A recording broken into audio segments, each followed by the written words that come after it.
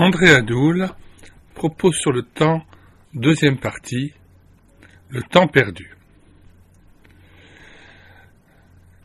À contretemps. Il y a un temps pour toute chose. Ecclésiaste 3, verset 17. Savez-vous sonner les cloches? Question oiseuse. Rien n'est plus simple, semble-t-il, que de tirer des sons de cet instrument à cordes. Ici, inutile de travailler le solfège, de s'évertuer à manipuler des touches. C'est facile, dites-vous? Pas si sûr. Certains essaient de carillonner et obtiennent tout juste de vagues hoquets désordonnés. Pourquoi donc? Parce qu'ils laissent aller la corde quand il faudrait s'y agripper et tirent lorsqu'il faudrait lâcher. Si bien que le marteau a toutes les peines du monde à heurter le bronze. Les croyants sont parfois comparables à ces sonneurs maladroits. Ils vivent une vie syncopée, une façon certaine de perdre son temps. Il y a, dit l'Écriture, un temps pour déchirer et un temps pour recoudre, un temps pour pleurer et un temps pour rire, un temps pour garder et un temps pour jeter. Autrement dit, il y a un temps pour toute chose. Ecclésiaste chapitre 3, 1 à 8. La rose doit être cueillie à point. Fanée, elle est à jeter. Le café n'est excellent que chaud ou glacé. Tiède, il est cœur. À nous de discerner le temps favorable, l'heure propice pour accomplir une tâche ou chercher Dieu, car il y a des moments où ce n'est pas le moment. L'évangéliste Moody se rendait par bateau en Angleterre lorsque soudain retentit la sirène. Un incendie venait d'éclater à bord. Sans hésiter, tous les passagers se portèrent en hâte à l'aide des marins qui luttaient déjà contre le feu. L'un des collaborateurs de Moody lui proposa d'aller à l'autre extrémité du navire pour prier. Nous demanderons à Dieu d'intervenir, de faciliter la tâche des hommes d'équipage et de sauver la vie de tous ces gens. Jamais de la vie, s'indigna Moody, ce n'est pas le moment. Prenons des seaux et allons prêter main forte aux autres. Cela ne nous empêchera pas de prier en même temps. Excellente leçon de bon sens. Les chrétiens les plus spirituels peuvent en manquer et passer à côté des devoirs les plus élémentaires. Certes, les exercices de piété sont d'une valeur incontestable. Lire 1 Timothée 4:8. Mais ils ne peuvent s'insérer n'importe où dans notre journée. Une maman, dont j'ai lu quelque part le témoignage, en fit l'expérience à ses dépens. Assoiffée de sainteté et recherchant la puissance du Saint-Esprit, cette personne consacrait beaucoup de temps à prier et à sonder les Écritures. Le ménage était bâclé et le mécontentement gagnait les membres de la famille. Or, un jour qu'elle était plongée dans la Bible, sa fillette accourut vers elle tenant une poupée dans les mains. Tirant la manche de sa maman, visiblement distraite, l'enfant supplia à plusieurs reprises. « Répare-la-moi, s'il te plaît, répare-la-moi. »« J'ai bien autre chose à faire. Laisse-moi tranquille et va jouer plus loin, » répondit sèchement la maman en écartant sa fille d'un geste d'impatience. La dame continua ses recherches, mais sans succès. Bientôt, reprise intérieurement et déçue d'elle-même, elle ferma le livre et se rendit vers son enfant, qu'elle trouva endormi sur le tapis du salon, la poupée dans les bras et les joues encore baignées de larmes. Ce tableau la bouleversa. Elle n'eut pas besoin d'un sermon pour comprendre que la sainteté ne s'accordait pas avec des devoirs négligés. Alors tout changea. Le bonheur revint dans la maison et la Bible fut comme illuminée d'une nouvelle clarté. Quant au visage de la maman, il parlait de victoire. Nous sommes enclins à laisser à Dieu le soin d'exécuter ce que nous sommes en mesure de réaliser, tout en prétendant accomplir nous-mêmes ce qui est l'affaire du Seigneur. En cela, nous imitons le sonneur de cloche maladroit. À chacun son rôle. Le mien est d'être résolument déterminé à faire sa volonté en m'abandonnant à lui, assuré qu'il me fournira les moyens de réaliser ses desseins. Ce qui est conforme à cette parole. Que le Dieu de paix vous rende apte à tout ce qui est bien pour faire sa volonté. Qu'il fasse en vous ce qui lui est agréable par Jésus-Christ. Hébreux 13, 20 à 21. Il m'appartient de lui confier mes fardeaux, mes doutes, mes soucis, en refusant avec détermination de les porter ou de lutter pour les chasser. Hébreux 12:1. C'est au Seigneur d'intervenir pour que j'en sois libéré. Déchargez-vous sur lui de tous vos soucis, car il prend soin de vous. Le Dieu de toute grâce vous formera lui-même, vous affermira, vous fortifiera, vous rendra inébranlable. 1 Pierre 5, 7, 10. L'homme vit à contre-temps plus souvent qu'il ne pense. C'est le cas lorsqu'il met à plus tard ce qu'il devrait faire présentement, ou chaque fois qu'il entreprend une tâche à un moment inopportun. Il n'est sûrement pas indiqué de vaquer à la prière ou de se plonger dans la méditation de l'Écriture quand le travail bat son plein. Perturbé par les allées et venues de l'entourage, distrait par les bruits de la rue, le chrétien éprouve de réelles difficultés à se concentrer et à discerner la voix de Dieu. C'est le matin, de bonne heure, lorsque tout repose autour de lui, qu'il sera le plus disposé à rencontrer Dieu dans une paisible communion. Il est également reconnu que les heures de la matinée sont propices à une activité qui réclame lucidité, rendement et effort intellectuel soutenu. Les accus ont été rechargés durant la nuit. En possession de tous nos moyens, nous nous montrons plus entreprenants et plus disponibles, la fatigue ne nous ayant pas encore gagnés. Il en va autrement l'après-midi. La somnolence rend moins dynamique. Pour tenir, il faut bouger ou parler. Ainsi s'explique ce besoin de bavarder avec les collègues qu'éprouvent la plupart des employés à ce moment-là. Soyons indulgents à leur égard, même s'ils nous font attendre. La soirée est un temps de détente et de distraction. Donc, sauf exception, pas de travail absorbant à la maison. La famille avant tout. Observons ces quelques remarques et notre rendement sera certainement meilleur. Question premièrement. Ce chapitre vous concerne-t-il? Vous arrive-t-il d'agir à contre-temps? Le moment de votre culte personnel est-il bien choisi? Quand a-t-il lieu? Deuxièmement, pensez-vous qu'il y a des heures où l'on est peu disposé à agir? En tenez-vous compte lorsque vous organisez vos journées? Un temps pour jeter. Il y a un temps pour garder et un temps pour jeter. Ecclésiaste 3:6. C'était en 1956. L'appartement dont nous venions de prendre possession à Paris possédait le téléphone depuis longtemps.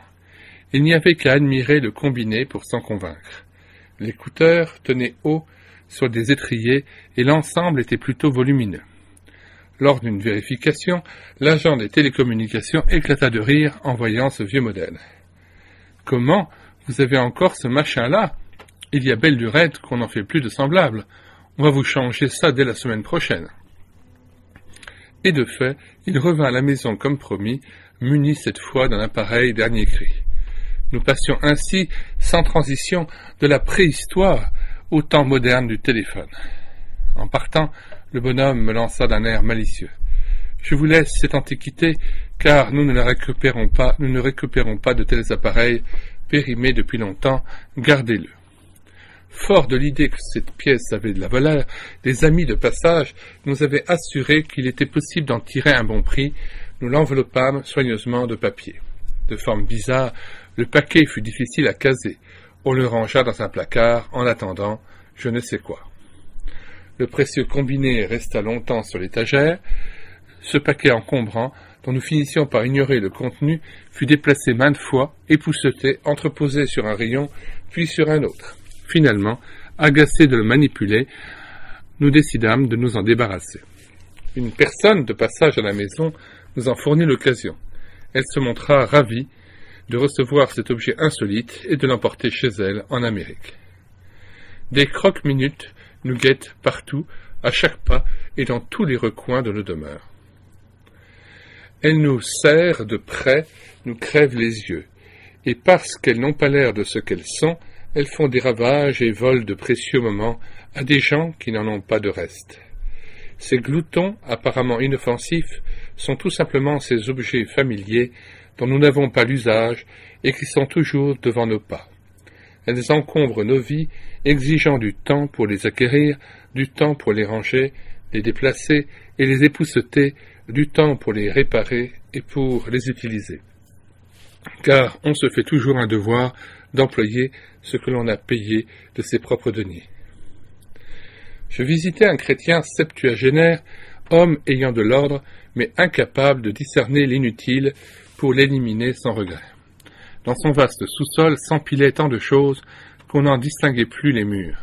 Certes, tout y était méticuleusement répertorié, étiqueté, classé, rangé en papier à musique, et la place fort bien ou trop bien utilisée. Mais quel magasin de brocante!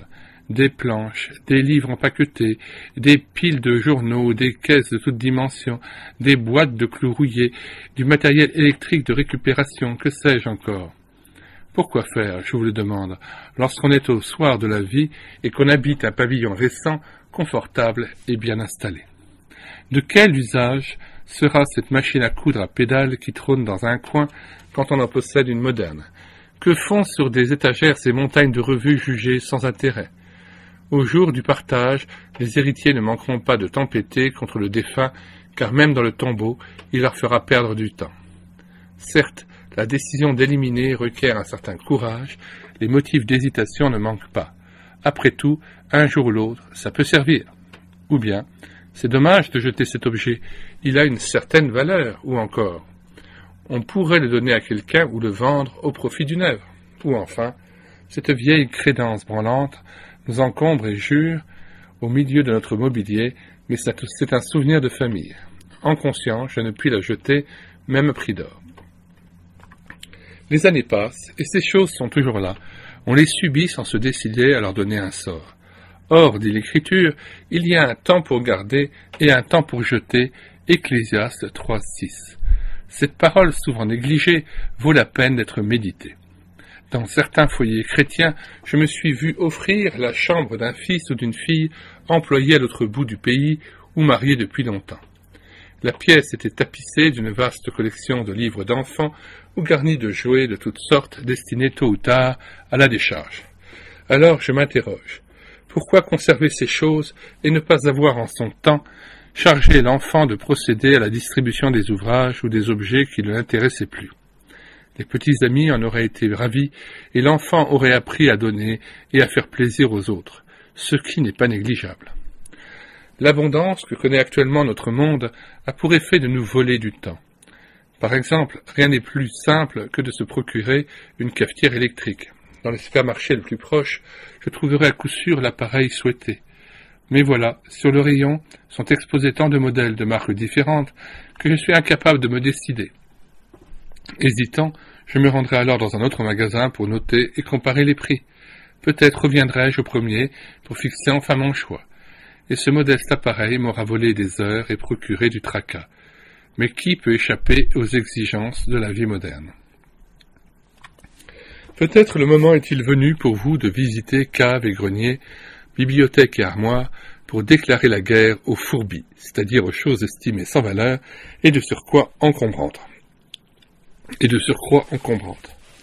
Certes, il peut vous arriver de regretter tel objet ou telle lettre éliminée un peu hâtivement.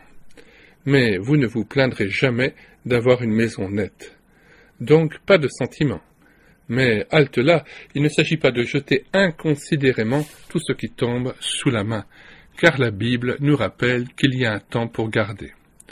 Tel ouvrage, que je jugeais sans intérêt et qu'il m'eût été facile d'éliminer, est devenu plus tard un livre de chevet dont la lecture m'a été bénéfique. Il y a des albums de photos ou des lettres d'amis que l'on retrouve avec émotion et qui nous donnent le plaisir de revivre le passé. Quand j'étais étudiant, ma mère, une femme énergique peu attachée aux choses, distribua sans m'avertir des illustrés que j'avais soigneusement reliés. J'y tenais beaucoup, la plupart des numéros me rappelant des faits précis, j'ai toujours regretté cette perte, sans amertume toutefois. Il y a donc un temps pour amasser, sans remplir ses rayons, pour serrer des provisions et classer des documents, en sachant cependant qu'il est plus aisé d'accumuler et de garder que de jeter. Voulez-vous racheter le temps? Alors vivez la vie la plus simple, sans céder à l'envie de posséder tout ce qui existe. Usez de l'utile, contentez-vous du nécessaire, avec un brin de superflu toutefois, car nous ne prônons pas ici le dépouillement ou un vain ascétisme. Tout ce qui agrémente sainement la vie fait partie de l'utile, que Dieu vous donne de le discerner. La parole de l'Ecclésiaste, citée en Exergue, chapitre 3, verset 6, nous enseigne sans doute qu'il faut chercher à acquérir autant de la prospérité et à jeter ou tout abandonner au moment où le sacrifice est demandé. Ainsi, nombre de missionnaires ont consenti à ce dépouillement pour se rendre sur le champ. Question. Premièrement, appartenez-vous à la catégorie des gens qui entassent sans discernement et s'encombrent de trop de choses? Deuxièmement, dans ce cas, êtes-vous résolu à passer en revue votre appartement ou votre maison pour y faire un tri sérieux? Troisièmement, voulez-vous apprendre à vos enfants l'ordre et la joie de donner? Bénissez le Seigneur qui a toujours pourvu à vos besoins avec abondance. Le temps encombré.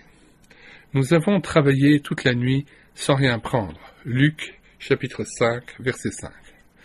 Notre fils, alors âgé de 4 à 5 ans, observait avec intérêt sa tante occupée à frictionner au papier de verre de vieilles chaises héritées d'une grand-mère. Elles avaient besoin d'une sérieuse cure de rajeunissement. Le coup de pinceau final fit merveille. Le vernis transparent, soigneusement appliqué sur les montants et les barreaux, rendit vie et nouvelle jeunesse à ce bois centenaire. Cette métamorphose inspira soudain l'enfant émerveillé.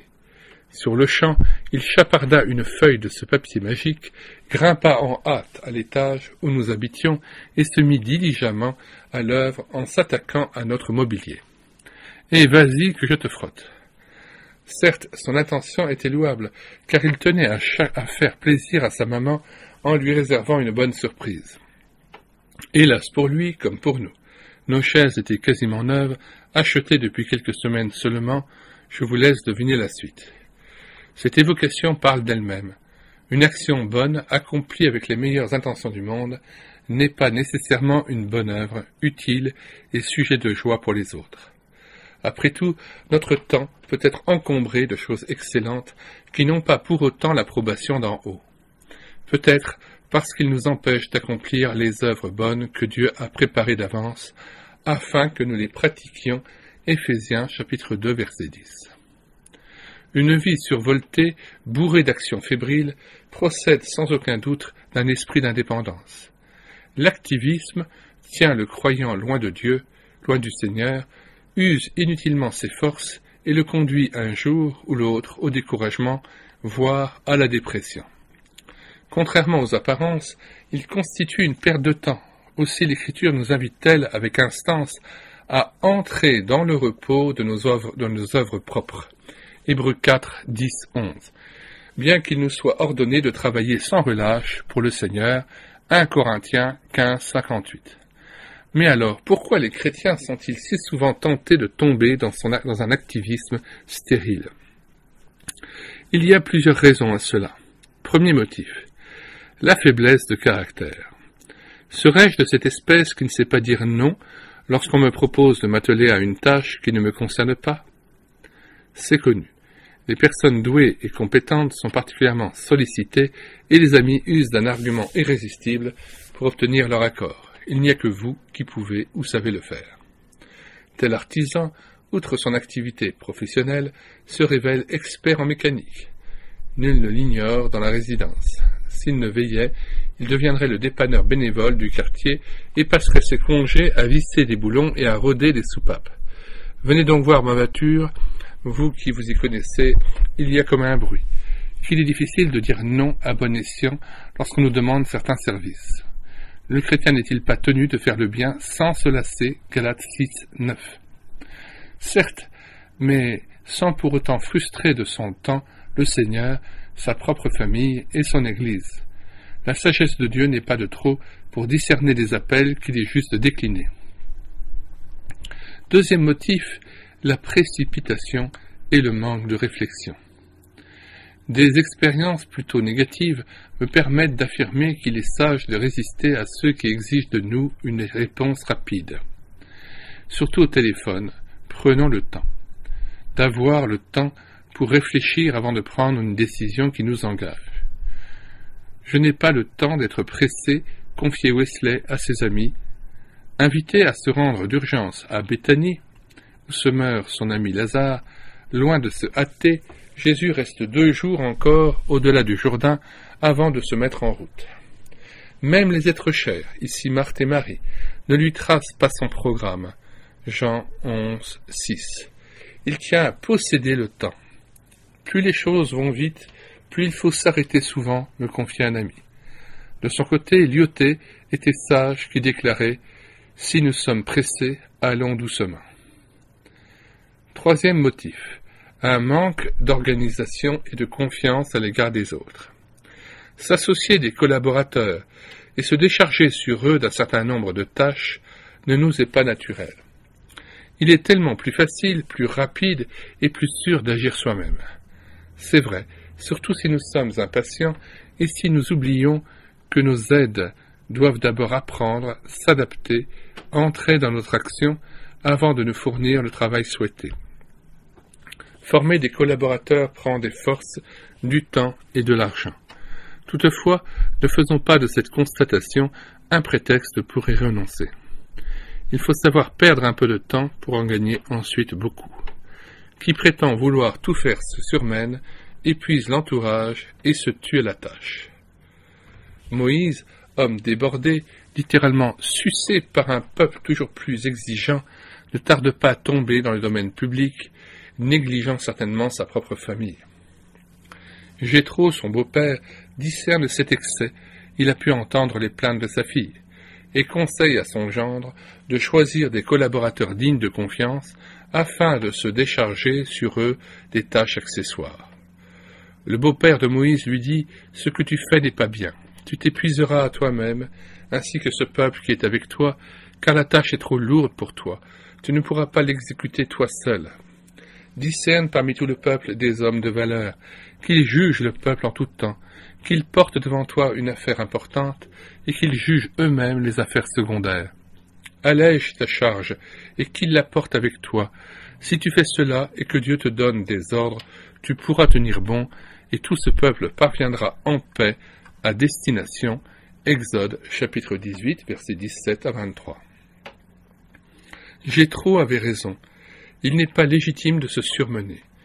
Je dois durer le plus possible pour le Seigneur, la famille, l'Église et ceux que je côtoie, autant que cela dépend de moi. Qui veut tout faire par lui-même prouve sa méfiance à l'égard des autres, soupçonné d'incompétence chronique. Il faut une bonne dose de prétention pour se croire seul capable de faire vite et bien. Il convient d'évoquer ici les décisions des apôtres devenues bonnes à tout faire dans l'église de Jérusalem, acte 6. Ces hommes dévoués à l'excès se sont adonnés à de multiples tâches, même matérielles. Résultat, un service imparfaitement accompli, le mécontentement au sein de la communauté, la négligence des choses prioritaires, à savoir la prière et la prédication, verset 4. Pierre et ses amis sont sages de reconnaître leur erreur et d'y parer sans délai en confiant le service des tables à des hommes de valeur remplis de l'esprit et de sagesse, verset 3. Après tout, et ce récit en est la preuve, les gens compétents ne manquent pas, dans l'Église en particulier, 1 Pierre 4,10, pourvu qu'on veuille bien les découvrir et les utiliser. Trop de serviteurs de Dieu débordés avouent ne plus avoir de temps pour chercher Dieu afin de recevoir l'indispensable manne à distribuer. Personne ne gagne dans le tourbillon et la fièvre. Quatrième motif, l'orgueil. Le désir de prouver aux autres que l'on est actif. N'y a-t-il pas une secrète satisfaction à montrer un agenda bien rempli, à expédier des circulaires pleines des travaux que nous avons pu mener à bien? Et puis, n'éprouve-t-on pas quelque complexe à côtoyer des personnes actives et efficaces? Pourquoi certains pasteurs hésitent-ils à se reposer le lundi, leur jour de détente? C'est qu'ils sont gênés de se promener alors qu'on travaille et s'agite autour d'eux. Ils redoutent le monsieur le pasteur se promène, réflexion ironique qu'ils estiment fort désagréable. Si c'est votre cas, pensez au prophète Élie qui acceptait de se laisser héberger, servir et nourrir par une veuve démunie. Les gens de Sarepta pouvaient lui reprocher avec indignation de vivre au crochet d'une femme sans ressources. Il ne s'en inquiétait guère, puisque telle était la volonté de l'Éternel. 1 Rois 17, 9 à 13.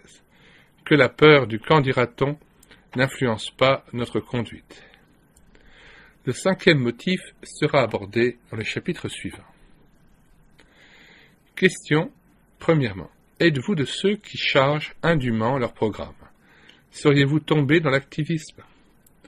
Deuxièmement, êtes-vous certain de consacrer assez de temps à votre famille, à l'Église, à votre entourage? Troisièmement, mettez-vous du temps à part pour méditer les Écritures et vous entretenir sans hâte avec le Seigneur. Le temps encombré, à chaque jour suffit sa peine, Matthieu 6, 34. C'était à Guebwiller, lors d'une convention de la Ligue pour la lecture de la Bible. Parmi les orateurs se trouvait un Africain originaire de l'Ouganda, homme rempli de l'esprit et bouillant pour son Seigneur. Notre service, disait-il, ne doit pas occuper la première place dans notre vie, sinon il est malédiction et perte de temps. Il fut une époque où j'étais écrasé en pensant aux multitudes qui périssent loin de Dieu. Le diable alors me disait « Regarde ces foules en route pour l'enfer, tu n'y peux rien ». Il cherchait à me détourner du Christ. Alors, angoissé, je portais chaque jour le lourd fardeau de ces âmes. Très tôt le matin, je priais pour leur salut, et sans doute avais-je raison, car il faut intercéder sans relâche pour les perdus, mais, et c'était là mon erreur, je pensais que mon succès d'évangéliste, ainsi que le salut des pécheurs, dépendait de l'intensité de mes supplications. Je pleurais beaucoup. Souvent le soir, j'étais épuisé après une journée de lutte harassante. Résultat, le lendemain, je me levais plus tard.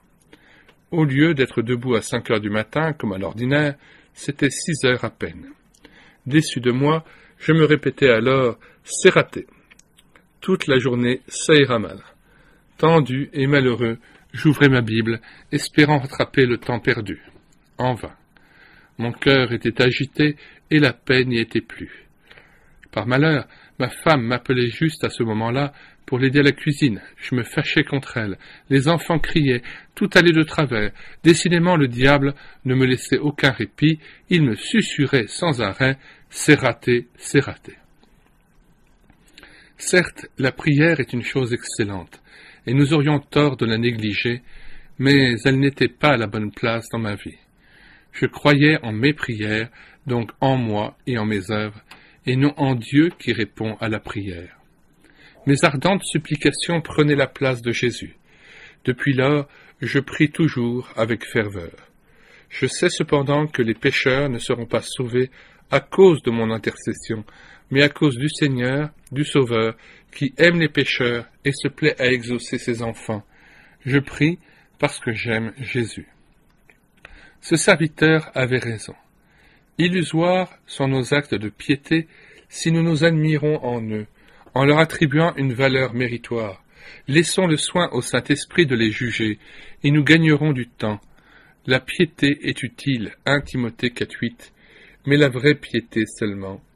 Il en est une veine qui irrite le Seigneur, Ésaïe 1, 12, 13.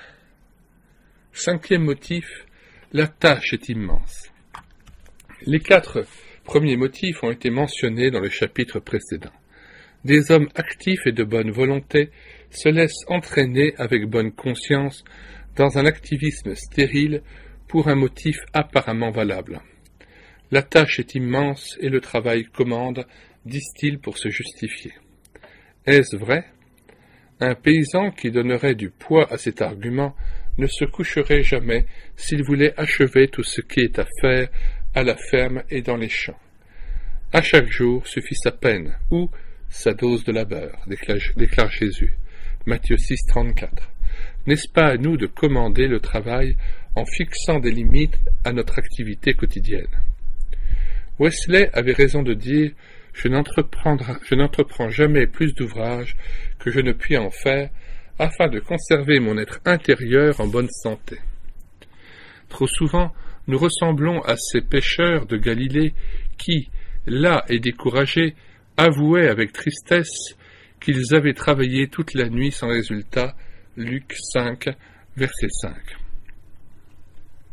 Nous pouvons perdre un temps précieux en nous attelant à n'importe quelle tâche, en chargeant indûment notre programme, sous prétexte que l'heure est avancée. Donc, qu'il faut entreprendre tout ce qui paraît bon, voire urgent, sans se soucier de discerner les priorités et les œuvres qui glorifient le Seigneur. Les membres d'un comité cogitaient avec l'intention d'élargir le champ d'action d'une œuvre chrétienne déjà en expansion et dont les agents se plaignaient de vivre trop souvent sur les chapeaux de roue.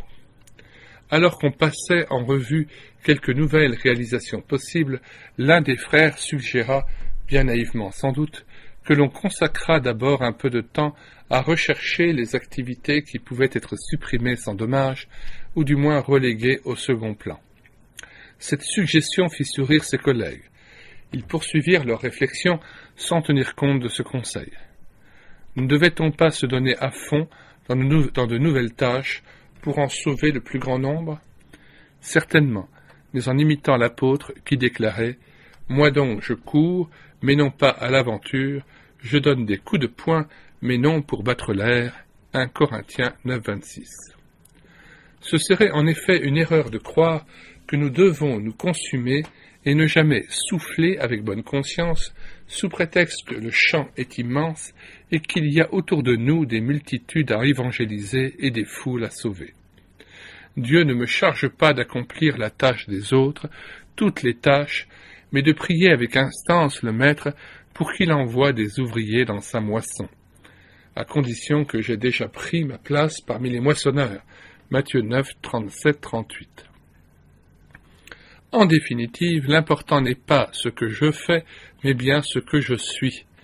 L'ouvrier est infiniment plus que son œuvre. Jamais Dieu n'a demandé à la minorité que nous sommes d'extirper le mal de la planète, de rétablir la justice parmi les hommes et de porter secours à toutes les détresses. Si l'œuvre était primordiale, pourquoi Jésus serait-il resté dans l'anonymat durant 30 années, ne consacrant qu'une partie minime de sa vie à proclamer la bonne nouvelle? Pourquoi se serait-il laissé retrancher de la terre à un âge où il était le plus apte à accomplir son œuvre? Pourquoi Étienne, cet homme puissant en actes, aurait-il été enlevé si tôt alors que la conquête commençait à peine? Pourquoi, au travers des siècles, tant d'excellents ouvriers ont-ils été fauchés si prématurément? Oui, pourquoi? Dieu n'a pas de compte à nous rendre, mais, par ses interrogations, il tient à nous rappeler que l'ouvrier est infiniment plus que l'œuvre, que le caractère a plus de valeur que l'acte lui-même, que le chrétien agissant est plus précieux que la chose réalisée. Le temps vécu ici-bas, a dit quelqu'un, est davantage un temps de discipline et de formation qu'un temps accordé pour accomplir de grandes choses. Il faut admettre, en effet, que les chrétiens, réputés les plus efficaces et les plus féconds, ont fait bien peu de choses pour démanteler les forteresses de Satan et faire avancer le règne de Dieu. Ne nous leurrons pas. Le seul ouvrier, c'est Dieu. Le champ est à lui et les résultats lui appartiennent. Ne l'en dépossédons pas en nous les attribuant, nous serons ainsi gardés du découragement ou de toute fébrilité. Est-ce à dire que le disciple du Maître doit se croiser les bras ou se montrer nonchalant? C'est impensable pour qui est animé de l'amour du Christ. Si le Seigneur daigne m'appeler ouvrier, c'est qu'il tient à m'associer à son action. Aussi, est-ce avec ardeur que je travaillerai dans sa vigne, sans être pour autant survolté, pourvu que je vive dans le repos de Dieu. Je me confierai en lui pour être qualifié et rendu capable de le servir. Précisons ici que repos n'est pas synonyme de passivité. Preuve en est la remarque de ce chrétien du siècle dernier qui affirmait « Depuis que je suis entré dans le repos de Dieu, je n'ai jamais autant travaillé de ma vie. » Question. Êtes-vous d'accord avec ce qui précède? Qu'en est-il de votre activité, de votre service pour Dieu? Acceptez-vous que le Saint-Esprit le juge? Deuxièmement, voulez-vous demander à Dieu qu'il envoie des ouvriers dans sa moisson? Êtes-vous déjà un ouvrier dans cette moisson?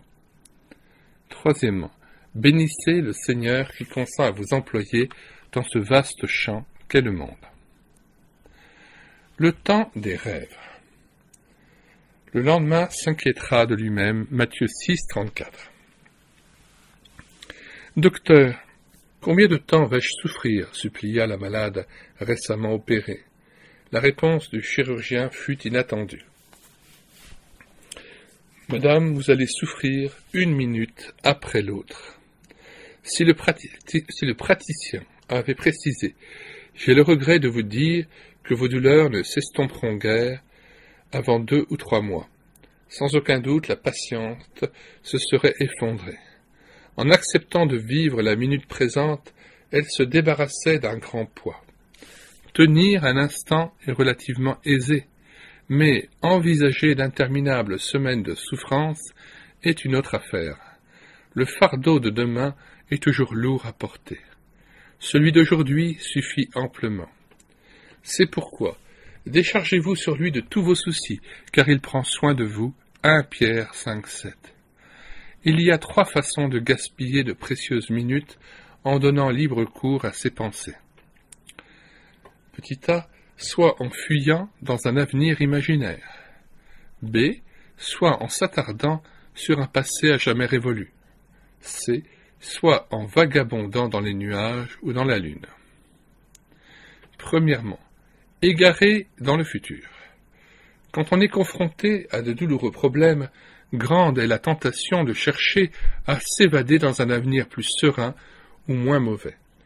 Et, pour les défavorisés, la tentation est grande aussi de se tourner vers les charlatans de tout acabit ou de consulter les niaiseries de l'horoscope pour décider d'une ligne de conduite.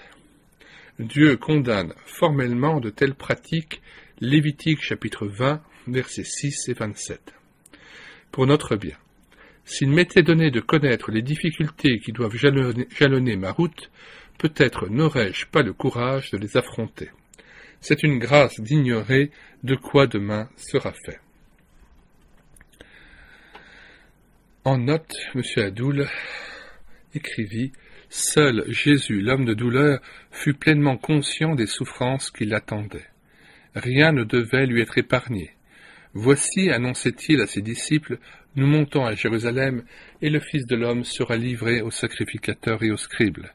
Ils le condamneront à mort et le livreront aux païens pour qu'ils se moquent de lui, le flagellent et le crucifient. Et le 3e jour, il ressuscitera. Matthieu 20, 18-19. Or, quelques jours plus tard, sachant que son heure était venue, Jean 13, 1, le maître ne songea pas à s'isoler pour faire retraite et se préparer à subir l'ultime épreuve. Il s'associa sans réserve à la joie des 12, en manifestant le désir de partager avec eux le repas de sa dernière Pâque. Sur le chemin de Gethsémanée, là où l'attendaient ses bourreaux, le Fils entonna et chanta les cantiques de la fête, Marc 14, 26. Il savait se réjouir avec ceux qui se réjouissent. Quel amour et quelle maîtrise de soi! Évoquons ici l'histoire du peuple d'Israël, Nombre 13, 14. Il vient d'atteindre la frontière du pays promis, et avant d'en entreprendre la conquête, il envoie des espions pour l'explorer. Initiative coupable, car l'enfant de Dieu n'a pas à contrôler les déclarations de son Seigneur. De retour de Canaan, quoique chargés de beaux fruits, preuve indiscutable que l'Éternel a dit vrai, ces hommes décrient le pays et sèment la panique dans les rangs du peuple. La révolte éclate et le châtiment tombe alors, brutal et exemplaire.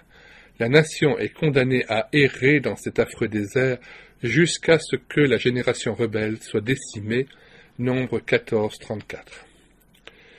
Ainsi, à cause de sa désobéissance, Hébreux 3, 18, Israël va perdre 40 années de son existence à tourner en rond dans des contrées inhospitalières, loin de Canaan, le but de son voyage. Une catastrophe nationale. La leçon à tirer de ce récit est claire. Surtout, gardons-nous d'envoyer des espions dans l'avenir, en cherchant à nous représenter demain. L'imagination a tendance à grossir les événements, et, si nous l'écoutons, c'est le cas des gens inquiets de nature, elle place des géants sur notre route et nous brosse de sombres lendemains bien éloignés de ceux qu'il nous sera donné de vivre. Généralement, les choses se passent autrement et souvent mieux que nous ne l'avions supposé. Mettons donc un terme à de telles investigations, puisque Jésus a promis d'être tous les jours avec nous, Matthieu 28, 20. Avec lui, le voyage est sûr, et puisque le lendemain s'inquiétera de lui-même, Matthieu 6, 34, habitons le présent. C'est le seul temps réel dont je puisse disposer.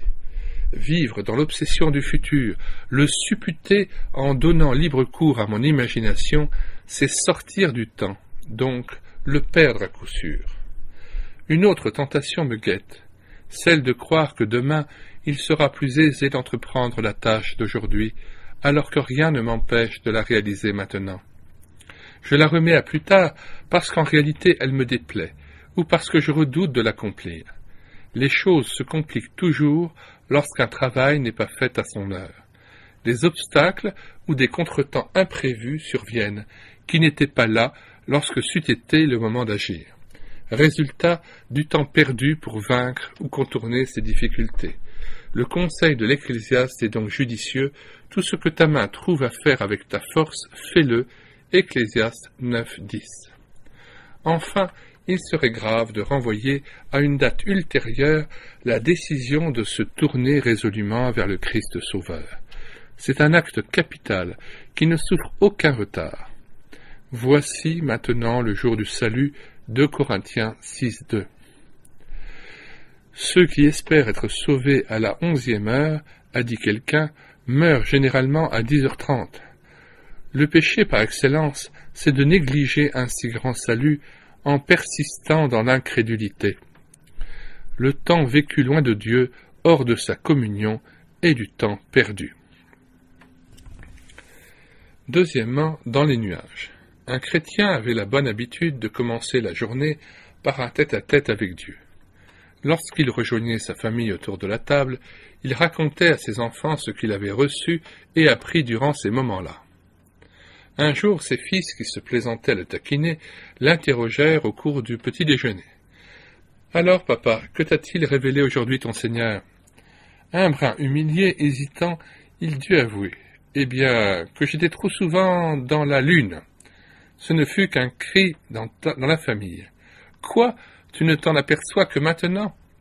Cette anecdote est instructive pour ceux qui s'égarent souvent dans leurs pensées. Vivre dans les nuages, c'est perdre son temps, et sans aucun doute manquer d'amour à l'égard de l'entourage. Corps présent, mais cœur absent. Il convient ici d'évoquer la scène de l'ascension. Le ressuscité vient de quitter ses disciples pour réintégrer la gloire. Désemparés par ce brusque départ, ces hommes ne peuvent détacher leurs yeux du ciel où le Sauveur s'en est allé, caché par les nuages. Des anges doivent les rappeler à l'ordre. Galiléens, pourquoi vous arrêtez-vous à regarder au ciel ? Acte 1, verset 11. En vérité, les disciples avaient mieux à faire que de rester sur la montagne des Oliviers, le nez en l'air et les bras ballants.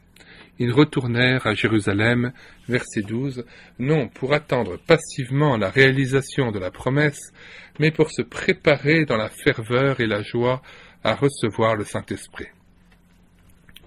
Rêvasser, laisser vagabonder ses pensées, planer dans les nuages ou s'isoler dans la lune est une erreur et une faute. Il y a trop à faire pour brader ainsi son temps. Alain, le philosophe, conseillait à ses lecteurs de ne pas tolérer 2 fois la même pensée. Il avait raison. Encore faut-il le vouloir et réclamer d'en haut la capacité de garder les pieds sur la terre. Troisièmement, regard en arrière. C'est connu, le 3e âge se penche volontiers sur son passé. On le comprend. Il n'est ni agréable ni facile de vieillir. La décrépitude, la solitude, la mort toute proche assombrissent les journées des personnes âgées et les tourmentent. Pour échapper à la morosité, elles se replongent dans ce temps heureux où elles pouvaient aller et venir sans être freinées par un cœur fragile ou une respiration difficile. Hélas, Ces rétrospectives ravivent la peine, cassent le ressort et ôtent la joie de vivre. Le vieillard bougonne volontiers contre le présent qu'il juge invivable, sans doute parce qu'il idéalise cette époque lointaine qu'il surmontait tout aussi mal lorsqu'il la vivait. Il songeait alors à la retraite, ce temps idyllique où, enfin, il se reposerait de ses œuvres. La seule façon de réussir sa vieillesse, c'est de s'y préparer bien à l'avance. D'abord en cultivant une étroite communion avec le Christ, et puis en se donnant aux autres et à l'œuvre de Dieu. Lui seul peut bannir la tristesse et illuminer les heures difficiles de la dernière étape. Il y a, Dieu merci, une activité pour chaque individu, quel que soit son âge. Aux vieillards, la prière, ils ont du temps, qu'elle soit adoration ou intercession, ainsi qu'un ministère d'encouragement, par la correspondance, les visites. Quelle satisfaction de se savoir utile! On n'est jamais trop vieux pour acheter le temps. Je puis ressasser le passé pour d'autres motifs. Suis-je obsédé par le souvenir d'un événement douloureux que je ne puis oublier ou surmonter? Ou accablé de regrets pour m'être engagé dans une voie contraire à mes intérêts? Ou perturbé par une jeunesse difficile ou défavorisée? Ou encore attristé par une faute que ma conscience ne cesse de me reprocher, alors que je l'ai tant de fois confessé à Dieu? Suis-je tenté de céder à la pitié de soi, faisant de ce passé une montagne, un énorme boulet que je traîne jour après jour en gémissant? Pas de cela. Se poser en victime n'a jamais apaisé qui que ce soit, et les retours en arrière ne font que du mal. Ils ne résolvent rien. Ai-je oublié que le cœur content est un festin perpétuel? Proverbe 15, verset 15. Comme l'apôtre Paul, je veux apprendre à me contenter de l'état où je me trouve. Philippiens 4, 11. Puisqu'on ne peut changer ce qui n'est plus, finissons-en avec le passé. Refusons d'en être la victime. Avec la dernière énergie. C'est un péché de tourner autour de ses malheurs, de cultiver la nostalgie. Dieu a le pouvoir d'ôter le souvenir d'un lourd passé, comme il a le pouvoir d'en neutraliser les séquelles. Comme il a le pouvoir d'oublier à jamais toute iniquité. Hébreux 8, 12 et 10, 17. Le Fils n'a-t-il pas été envoyé pour panser ceux qui ont le cœur brisé, pour consoler tous ceux qui sont dans le deuil, pour donner un vêtement de louange au lieu d'un esprit abattu? Ésaïe 61, 1 à 3. Quelle glorieuse mission!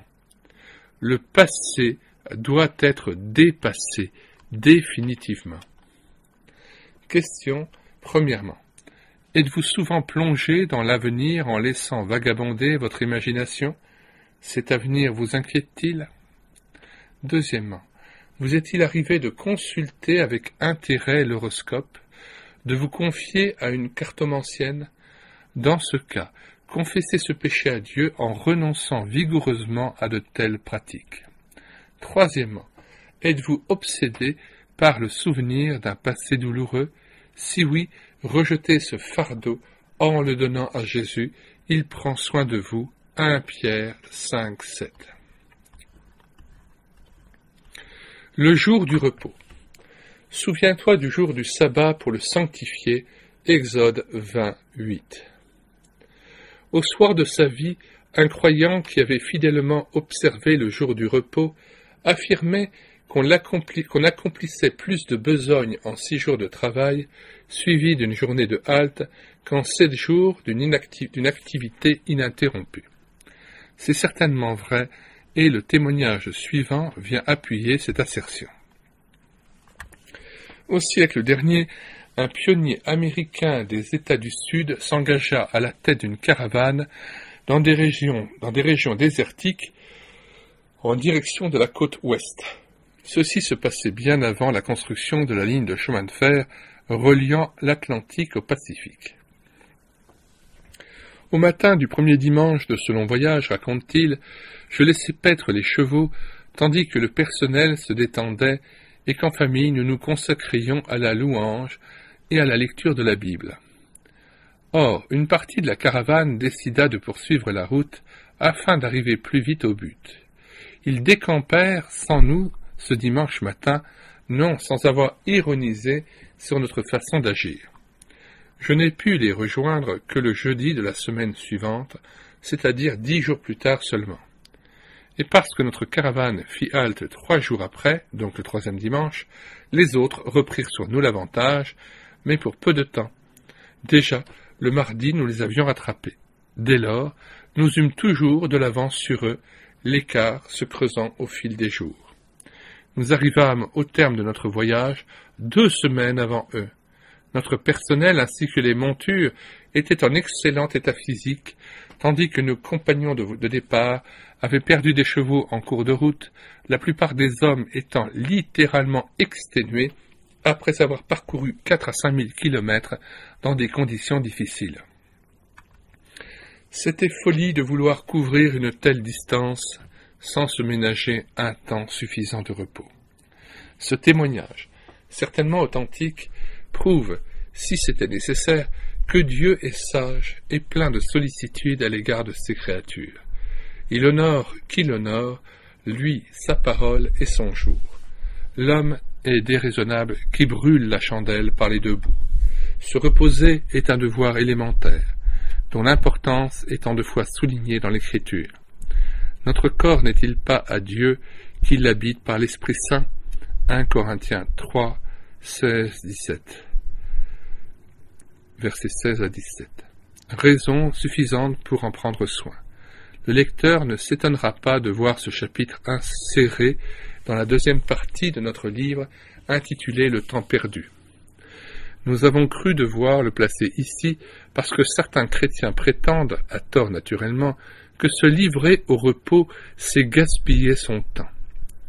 Le récit qui précède est la réponse à ce langage erroné. Le repos occupe une grande place dans la Bible. En plus du sabbat, Israël était appelé à faire relâche lors des fêtes annuelles. Elles étaient nombreuses et duraient parfois 8 jours, comme la fête de Pâques ou celle des tabernacles, Lévitique 23, versets 5 à 8, 34-36. En tout, 69 jours, sabbats et jours fériés, étaient mis à part afin que l'homme, riche ou pauvre, se repose et pense à son Dieu. En outre, une année sur 7, ainsi que la 50e année, dite du jubilé, devait être consacrée au repos. Ainsi, un homme de 50 ans qui observait strictement la loi de Dieu pouvait, outre les 69 jours de congé annuel, passer 8 années complètes de sa vie à jouir sereinement des bienfaits de l'Éternel, lire Lévitique 25, verset 21. Signalons que lors de la fête des tabernacles, le peuple passait sous des tentes une semaine de plein air dans la banlieue de Jérusalem. Du camping avant la lettre. Notre génération n'a rien inventé. La législation mosaïque était bien en avance sur la nôtre. Nous sommes loin de la vie d'esclavage que s'imposent les humains à cause de leur âpreté au gain, de leur insatiabilité ou simplement de leur manque de confiance dans la providence. L'homme n'est ni une machine, ni une bête de somme. Le repos lui est vraiment indispensable, car je ne suis vraiment fort ou maître de moi-même que dans un corps détendu et bien portant. Jésus connaissait la valeur du repos, lui qui a ordonné à ses disciples de le suivre à l'écart pour se reposer un peu, Marc 6, 31. Ces hommes, envoyés 2 par 2 en mission en Galilée, étaient revenus pleins d'enthousiasme, émerveillés d'avoir pu opérer des miracles en son nom. Ils étaient prêts à repartir, mais telle n'était pas la pensée du Maître. L'immensité des besoins, les délivrances opérées ne les autorisaient pas à se jeter sans attendre dans une nouvelle action. Une halte bienfaisante s'imposait. Le surmenage n'est bon pour personne et la fatigue accumulée rend l'homme plus vulnérable. Satan le sait. Pressés par la foule et n'ayant pas même le temps de manger, les disciples avaient un sérieux besoin de calme. Leur équilibre psychique et leur santé spirituelle l'exigeaient. Et puis, le repos dans la compagnie du Seigneur rend fort quand le découragement ou l'orgueil spirituel nous guette. Le repos n'est jamais une perte de temps s'il est vécu en étroite communion avec le Christ. C'est justement à l'écart, dans un lieu désert, que les 12 voient arriver, venant de tous côtés, des gens avides d'entendre et de recevoir. Et c'est dans ce même lieu qu'il sera accordé aux disciples de nourrir la multitude, versets 41 à 42. D'abord recevoir pour être en mesure de donner aux autres, c'est un principe toujours valable. Un jour sur 7. L'importance du repos hebdomadaire ne peut échapper à celui qui se nourrit de la parole. Si le Créateur a jugé bon d'instituer le sabbat, à ce titre, Adoul fait cette note. Les croyants de la Nouvelle Alliance ne sont pas tenus d'observer à la lettre le sabbat. Selon l'apôtre, il n'était que l'ombre des choses à venir, mais la réalité est celle du Christ. Colossiens 2, 17. Comme d'aucuns le croient, ce n'est pas le dimanche qui correspond au sabbat, mais aujourd'hui, selon Hébreux 4, 7. Parlant du repos du sabbat, l'auteur de l'épître déclare « Dieu fixe de nouveau un jour, aujourd'hui ». Autrement dit, chaque moment de ma vie est un temps de repos dans le Seigneur. Le repos des œuvres, par la foi, naturellement, pour la commodité et pour favoriser le rassemblement des chrétiens, il a été mis à part le jour qui commémore celui de la résurrection. C'est pourquoi, en toute liberté, certains distinguent encore les jours, les observateurs du sabbat ou du dimanche, alors que d'autres les estiment tous égaux.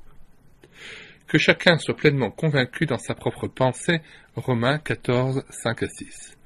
Le repos hebdomadaire était prescrit aussi bien pour les bêtes que pour les gens, Exode 23, 12. Mais revenons à notre propos. Si le Créateur a jugé bon d'instituer le sabbat, c'est qu'il estime ce repos nécessaire à l'homme. L'Éternel ne s'est-il pas reposé le 7e jour de toute son œuvre, Genèse 2, 2. Avez-vous noté avec quelle insistance l'Ancien Testament ordonne et rappelle l'observation du sabbat? C'est le 4e commandement le plus détaillé, gravé sur la pierre du doigt de Dieu. De lourdes menaces pèsent sur quiconque transgresse ce commandement. Un Israélite a été lapidé pour avoir ramassé un peu de bois ce jour-là. Nombre 15, 32 à 36. Lire Néhémie 13, 15 à 22. Dieu a institué le sabbat pour l'homme. Marc 2, 27. C'est-à-dire pour son bien physique, psychique et spirituel, pourvu qu'il l'observe comme Dieu l'entend, c'est-à-dire telle une fête en son honneur, et célébrée avec joie et détente dans le foyer et l'église. Cette halte, bénéfique pour chacun, ne sera pas du temps perdu. Aussi, gardons-nous de faire chorus avec ceux qui proclament « Je me reposerai au ciel ». Ah, si nous respections le jour du repos, comme les Juifs en Israël respectent le sabbat, nos nerfs seraient un peu moins tendus. Pensez au calme extérieur impressionnant qui nous saisirait si, du coucher du soleil au lendemain soir, tout au long du dimanche, on n'entendait plus aucun bruit de moto, d'auto, de train, d'avion ou de télévision. Quel bienfait ce serait pour nos cerveaux fatigués, nos oreilles abasourdies et nos yeux qui ont parfois tant de peine à se fermer pour entrer dans un repos, dans un sommeil réparateur. Le repos de la nuit. Le Seigneur a créé la nuit pour que l'homme limite son activité, car il est vital de se livrer au repos. L'énergie perdue au cours d'une journée de travail doit être récupérée si l'on veut être fort. C'est un devoir de chrétien. Ajoutons que les soirées tardives sont l'implacable ennemi du recueillement. Si vous croyez pouvoir causer avec vos amis jusqu'à 2 ou 3 heures du matin avec l'intention de vous lever tôt ou en bonne forme pour un véritable face-à-face avec Dieu, vous vous trompez. C'est une impossibilité physique. Priez donc la veille pour un lever matinal et priez le matin pour un coucher raisonnable. Ce qui traîne le soir traînera certainement aussi le lendemain et perdra plus de temps qu'il ne croit. C'est pourquoi décidez de votre repos avec sagesse. Suis-je agité le soir et peu disposé à m'endormir? Dans ce cas, il serait sage de m'en ouvrir au Seigneur. La veille de sa rencontre avec Farel, le jeune Calvin à genoux s'écrie Que mon dormir soit à la gloire de Dieu. Le sommeil viendra d'autant plus vite, et la nuit sera d'autant plus sereine, que j'éviterai dans l'heure qui précède d'aborder des problèmes épineux avec mon conjoint. Je refuserai également d'écarquiller les yeux devant un drame noir à la télévision. Que les derniers moments de la journée soient paisibles, donnés au Seigneur et volontairement débarrassés des soucis. Les tracas de la journée, s'ils n'ont été évacués, nous réveillent aux heures où les choses prennent des proportions inquiétantes. La santé d'un bébé fragile, les fréquentations de l'aîné, ses rentrées tardives, les fins de mois difficiles, la voiture qu'il faut réparer. Copiez et apprenez par cœur 1 Pierre 5,7. Déchargez-vous sur lui de tous vos soucis, car il prend soin de vous. Et si décidément le sommeil ne vient pas, au lieu de compter des moutons, comptez plutôt sur le berger. Imitez le psalmiste qui chantait. Je bénis l'Éternel qui me conseille. La nuit même, mon cœur m'exhorte. Psaume 16, verset 7. L'acclamation aux lèvres, ma bouche te louera. Lorsque je me souviens de toi sur ma couche, je médite sur toi pendant les veilles de la nuit, car tu es mon secours, et je crie de joie à l'ombre de tes ailes. Mon âme te désire pendant la nuit, déclarait de son côté le prophète. Ésaïe 28, 9. Les heures d'insomnie seront moins pénibles si elles servent à la louange et à l'intercession. Autant d'occasions à saisir pour racheter le temps. Les jours favorables. Dans l'épître aux Éphésiens, l'apôtre qualifie certains jours de mauvais. Éphésiens 6, 13. Le contexte nous permet d'affirmer qu'il s'agit des jours où les puissances adverses se déchaînent pour entraîner le croyant dans la désobéissance. N'avez-vous pas connu ces heures de combat où vous avez peut-être cédé à la tentation?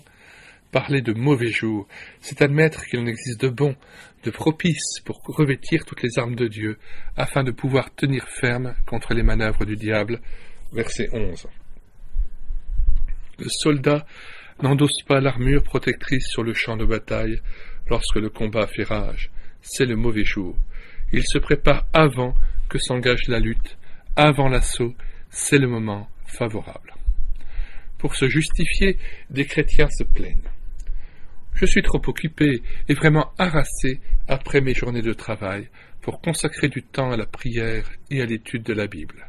Je m'endors dès que j'ouvre la Bible ou que je ferme les yeux pour parler au Seigneur. C'est certainement vrai. Cependant, à de tels arguments, il convient de répondre. Soit, mais le dimanche ou les jours de congé, ce sont des jours favorables. Que faites-vous? Quel temps consacrez-vous à Dieu et à sa parole? Avez-vous le souci de vous ressourcer, de vous préparer pour être fort au moment de la tentation? Dans notre monde tourbillonnant, il est impérieux de faire halte en cherchant à se détendre vraiment et avec bonne conscience. Toutefois, ce temps sera perdu si nos congés sont vécus sans but, dans la trépidation ou la mollesse, l'esprit absent. Se reposer, c'est substituer à son activité habituelle une autre activité, sans doute agréable parce qu'elle distrait et détend, surtout précieuse parce qu'elle rapproche de Dieu et des autres. Que notre temps de repos soit à sa gloire. Question. Que faites-vous de vos dimanches, de vos journées de congé? Avez-vous l'impression qu'ils ont été bien employés? Deuxièmement, quelle place tient la lecture de la Bible ou la louange durant ce temps de repos? Êtes-vous prêt à changer une partie de votre programme pour vaquer à la prière?